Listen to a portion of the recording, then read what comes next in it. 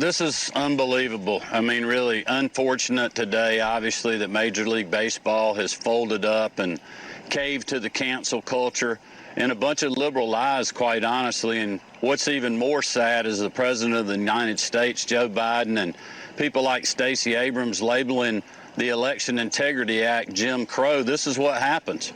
You know, now you have a lot of small business owners, a lot of great baseball fans, including myself, or they're getting deprived of having the All-Star game in Atlanta because of a cancel culture. And I think it's a message to all of us all across this country that are at home tonight. They're coming after you next. You know, they're going to come after your ball game. They're going to boycott your business. If you don't agree with their way of life, they're going to come after you on that too. Cancel culture is a cancer in our society. It's destroying us. It's eating us from the inside out. It's ruinous. And now it's going to cost a whole lot of small business owners and employees, people that are selling merchandise, people that own hotels or try to rent out their home on Airbnb or whatever it may be. They're losing, they estimate, in the county in Georgia, Cobb County, where they were going to have the Major League Baseball All-Star game, $100 million of revenue. Now, $100 million of revenue is being pulled from this part of the country. And I know they'll say, oh, well, Buck, they'll just move it somewhere else. Yeah, but people were counting on that revenue. People have been making decisions. People have been preparing for this. You're going to punish an area of the country that worked to put itself in a position where they could actually have this kind of an event. You're going to punish them for what? For lies. Lies.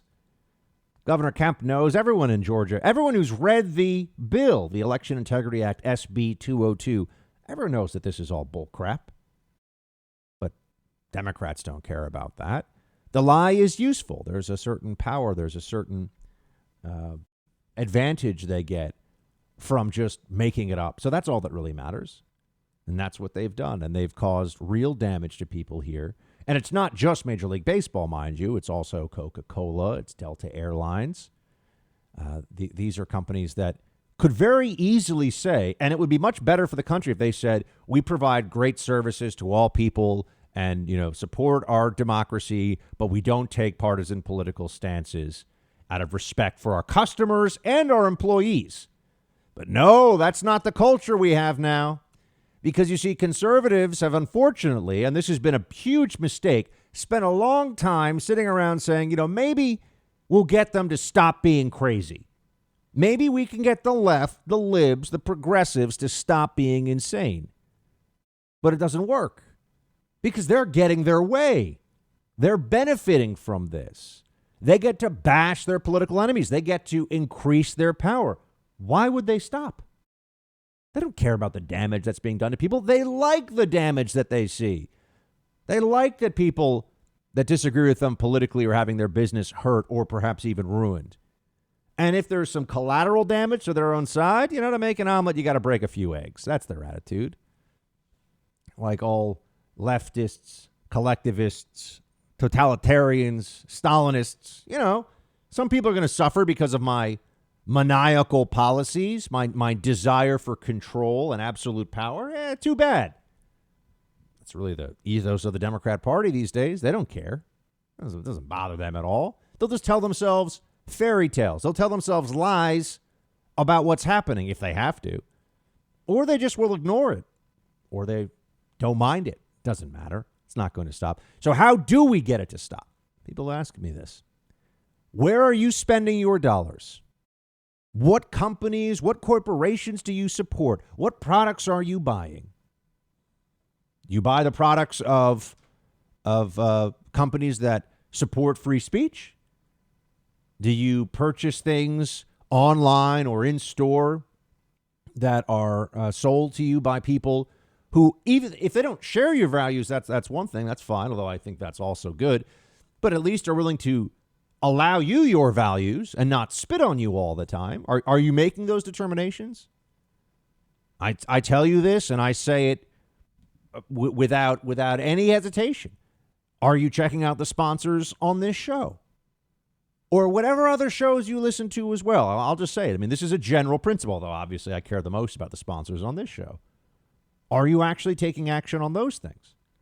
Because if the answer is no, if you're just, I'm still going to fly Delta because I like the points, and Coca-Cola, by the way, you should not be drinking Coca-Cola. We all know this, right? Soda's terrible for you. It's a whole other, really all soda, unfortunately. It's kind of like a treat, If you think of soda like you think of, a lollipop or a candy cane or something, a once in a while sweet treat, that's fine. But I know Coca-Cola's bought all these other brands and companies beneath it, but in general, it's still thought of as a soda company, and really, people shouldn't be drinking that stuff. You should be drinking water. I try to remind myself of this all the time. But are you taking action based upon these things?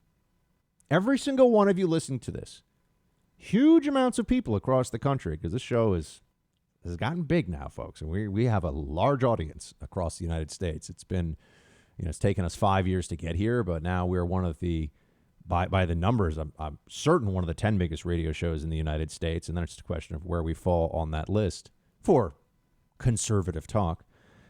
And we sit here and we think to ourselves, how is this going to change? How will this stop?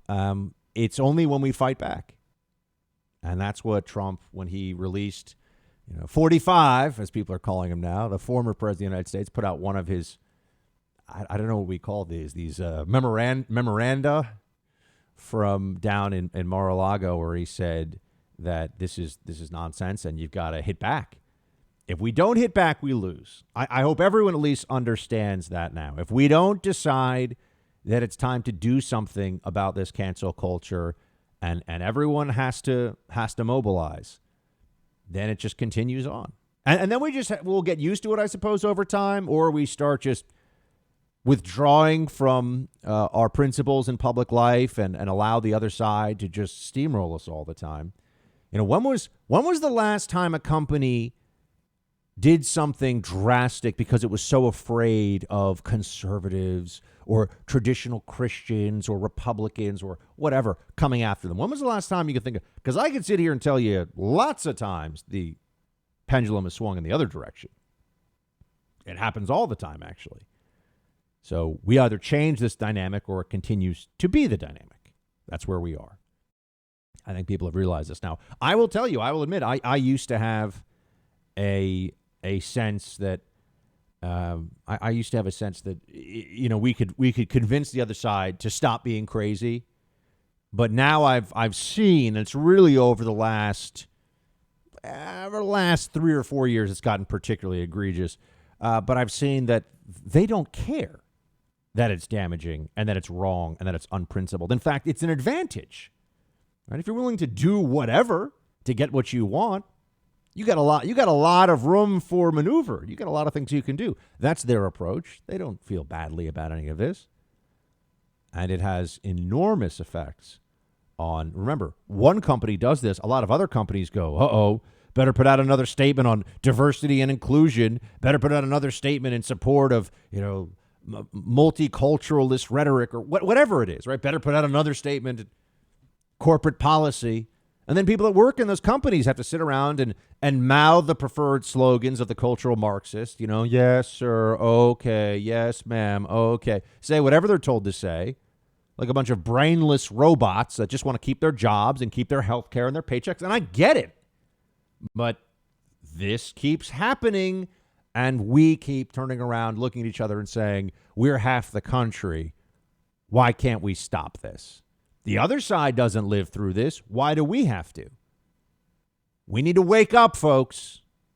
The time to do something about this is now.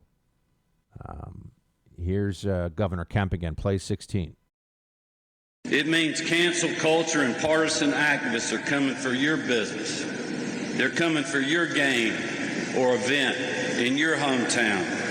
And they're coming to cancel everything from sports to how you make a living. And they will stop at nothing to silence all of us. They are happy to silence all of us. That's the goal. That's the purpose. See, on the right, because we believe in free speech, the free exchange of ideas, we understand that there's something lost when there's no space for political discussion that is free, fair, and open. We also understand that there's something lost when there are places that can't be, by nature, free of politics. And we used to think of sports as a place where that was largely true. I know people talk about Kareem Abdul-Jabbar and Muhammad Ali and other sports superstars who have taken very political stances at different times. But generally speaking, we think of sports as something where you could sit down and have a conversation. As a Republican or a conservative, you could sit down and talk to your progressive neighbor about who's going to win the Stanley Cup this year, or who's going to win the Heisman, or I don't know. I honestly don't really care about this stuff at all. So I'm increasingly not meaning professional sports and also college sports too. So I don't pretend to know much about this. I've disconnected from it for many years now. But the point is, you used to be able to talk to people about this, and there was some sense of common ground. There was some shared understanding. And it didn't always devolve into a political food fight. Now, you'll talk about politics first in the context of sports. You'll speak about how NBA players are taking a knee, or NFL players are doing something during the pledge of during the national anthem, not the Pledge of Allegiance. But they're doing things, and that's what comes up before anything else, because the progressive left feels like it's just a long string of victories on this issue.